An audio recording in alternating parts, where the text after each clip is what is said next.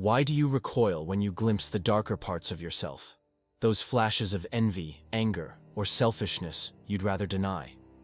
Why does the idea of being the villain in your own story feel so shameful, yet so undeniable, as if a hidden truth lurks beneath your carefully curated self-image? Carl Jung, the visionary who charted the unlit corners of the human psyche, saw this not as a flaw, but as a profound opportunity. He called it the shadow self, the repressed, often villainous parts of your psyche that hold the key to growth and wholeness. Far from being a curse, embracing your shadow is a vital step toward individuation, the process of becoming your truest self. Today, we embark on an expansive journey through Jung's lens to reframe the villain in your story as a teacher, not an enemy. We'll uncover 4 pillars that reveal why you cast yourself as the villain and how this stems from your shadow, then forge 4 transformative tactics to integrate these hidden parts, turning self-blame into self-discovery. This is not a call to indulge in darkness, but a map to embrace your full humanity, finding strength in the parts you've hidden. Prepare yourself. Jung's wisdom demands courage to face the villain within and see it as a guide to a richer, more authentic life. The first truth is that you cast yourself as the villain because you've buried your shadow, those parts of yourself, anger, greed, fear, you deem unacceptable. Jung taught that the shadow contains everything you repress to fit society's mold or your own ideals, but denying it doesn't make it disappear. It festers, shaping your actions in ways you don't see. Modern psychology, like Robert A. Johnson's work on the shadow, shows that unacknowledged traits create inner conflict, projecting outward as self-blame or judgment of others. Neuroscience, such as Lisa Feldman Barrett's research, reveals that suppressed emotions heighten amygdala activity, fueling guilt or shame that casts you as the bad guy.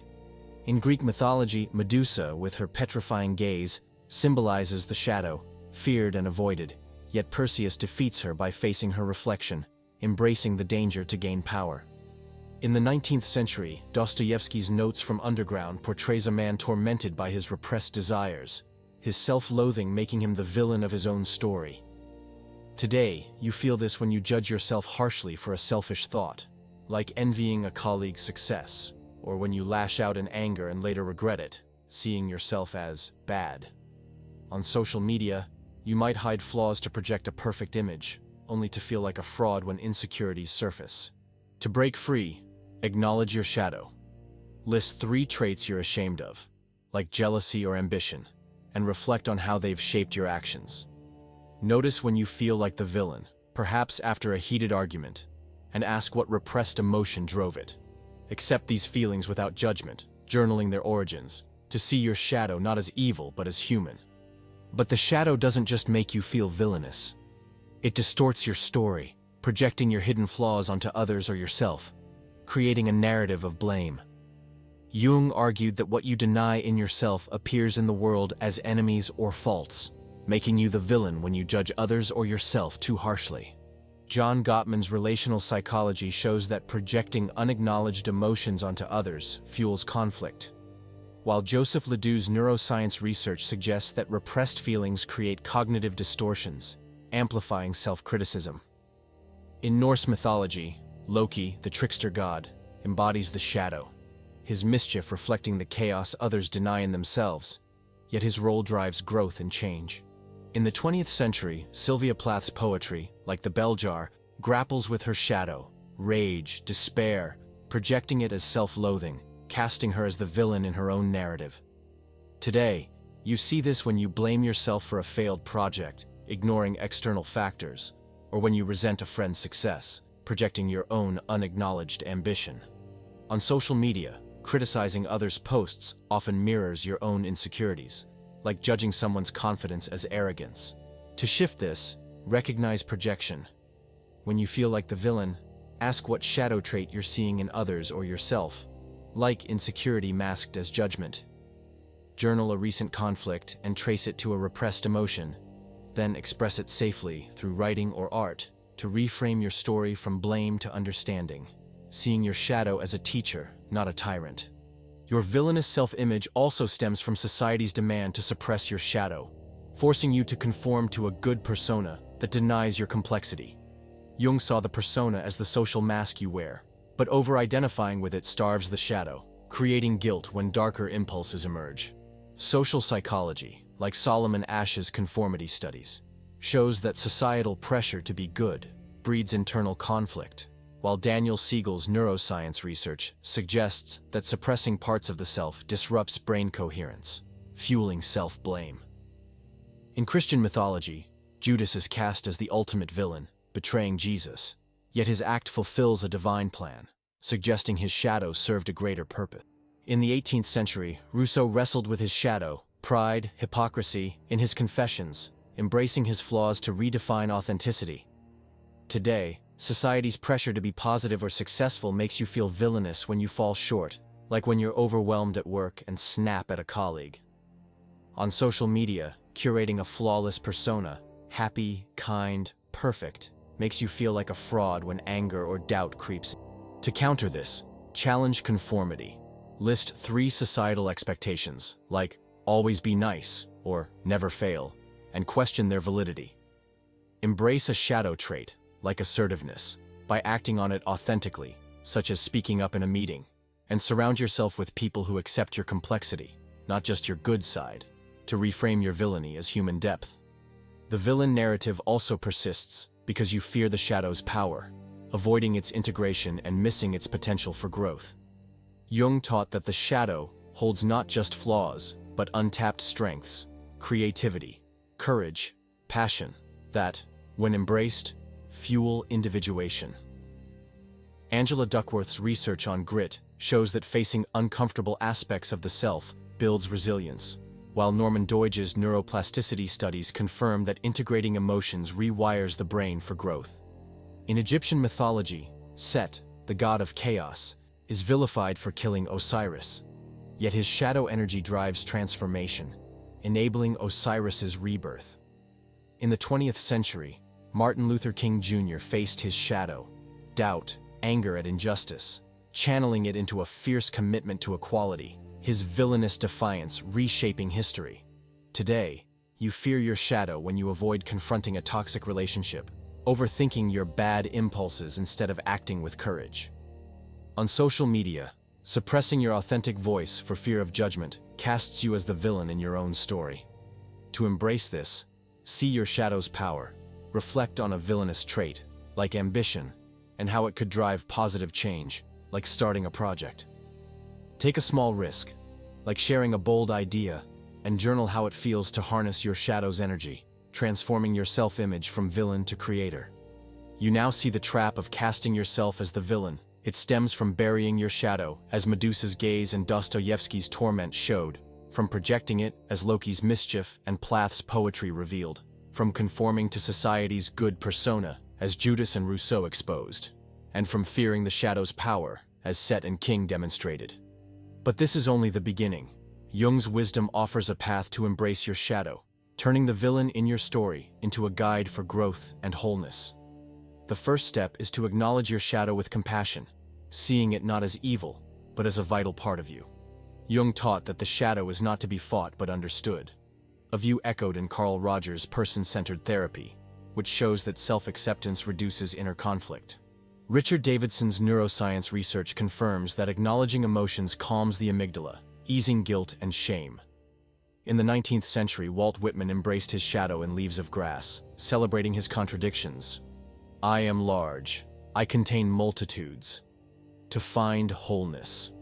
In your life, when you feel like the villain for a selfish thought, like resenting a friend's success, acknowledge it with kindness, recognizing it as human. On social media, admit a flaw in a post, like a moment of doubt, to connect authentically. Spend 15 minutes daily meditating on a shadow trait, anger, envy, fear, and write about its roots, perhaps a past rejection or unmet need. Take one action, like apologizing for a harsh word, to honor your shadow's truth, noticing how it softens your self-blame and opens a path to self-acceptance. Next, integrate your shadow by expressing it creatively, turning its energy into growth. Jung saw the shadow as a source of vitality, a view Marie-Louise von Franz's Jungian work supports, showing that expressing repressed emotions unlocks creativity. Daniel Siegel's neuroscience research suggests that integrating conflicting emotions strengthens brain coherence, reducing self-criticism. In Norse mythology, Odin's sacrifice of an eye to face his shadow, fear, vulnerability, unlocks wisdom. His villainous act fueling transformation. In the 20th century, Frida Kahlo channeled her shadow, pain, anger, into vibrant paintings, turning her inner villain into art. In your life, if you feel villainous for snapping at a partner, express the underlying anger through journaling or painting, then use its energy to act constructively, like having an honest talk. On social media, share a creative reflection of your shadow, like a poem about struggle, to inspire others. Identify a shadow emotion, like frustration, and channel it into a creative outlet, writing, music, or dance, for 30 minutes weekly, noting how it transforms your self-image from villain to creator. You must also defy societal norms that cast your shadow as villainous, embracing your complexity as a strength. Jung saw individuation as a rebellion against conformity, aligning with Irvin Yalom's existential psychology, which shows that living by your own values reduces anxiety. Jacques Panksepp's neuroscience research confirms that pursuing authentic goals activates reward circuits, easing self-judgment. In the 20th century, James Baldwin embraced his shadow, anger at injustice, fear of rejection, in his essays, defying society's demand for a good persona and redefining authenticity. In your life, challenge the expectation to always be positive by embracing a shadow trait, like assertiveness, in a meeting or conversation. On social media, post about a villainous moment, like admitting a mistake, to break the mold of perfection. List 3 societal norms, like never show weakness, and defy one by acting authentically, such as sharing a vulnerability with a friend. Surround yourself with people who value your depth, not just your good side, and notice how this reframes your villainy as a source of strength. Finally, harness your shadow's power to fuel your purpose, seeing its villainous energy as a catalyst for growth. Jung taught that the shadow holds untapped strengths, passion, courage, creativity, that drive individuation when integrated. Mihaly Csikszentmihalyi's flow theory shows that engaging with challenges, including emotional ones, fosters growth, while Andrew Huberman's neuroscience research confirms that facing discomfort rewires the brain for resilience. In Egyptian mythology, Isis embraces Set's chaotic shadow to rebuild Osiris, her courage transforming destruction into renewal. In modern times, Malala Yousafzai channeled her shadow, anger at oppression, into advocacy, her villainous defiance changing the world. In your life, if you feel villainous for ambitious desires, like wanting to lead, harness that energy to start a project or take a bold step. On social media, share a story of using a shadow trait, like stubbornness, to achieve a goal, inspiring others. Reflect weekly on a villainous trait, like impatience, and channel it into a purposeful action, like tackling a challenge. Take one risk, like pursuing a dream others might judge, and see your shadow not as a villain, but as a powerful ally in your journey to wholeness. You now hold Jung's map to embrace the villain in your story.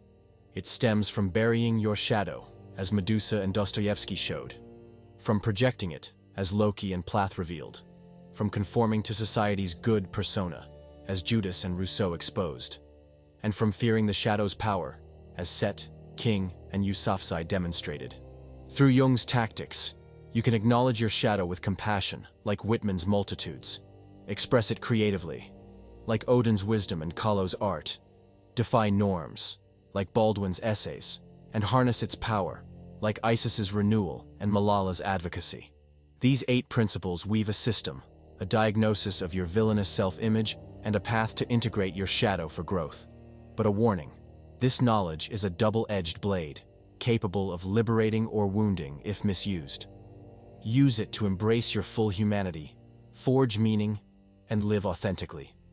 True individuation transforms the villain in your story into a guide to wholeness. In the comments, share which principle feels hardest to apply and why. If this journey through Jung's wisdom resonates, subscribe to keep exploring the psyche's depths. And if this truth sparks something in you, your like signals it must reach more hearts.